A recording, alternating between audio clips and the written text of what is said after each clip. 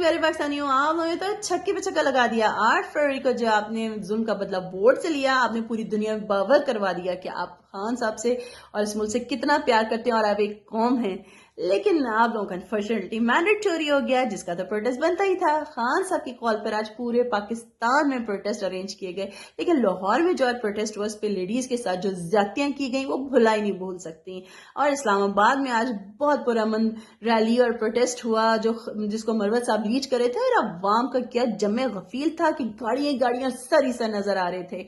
और आज एक और इंकशाफ किया कमिश्नर साहब ने, तो सर जो गल दिया उन्होंने।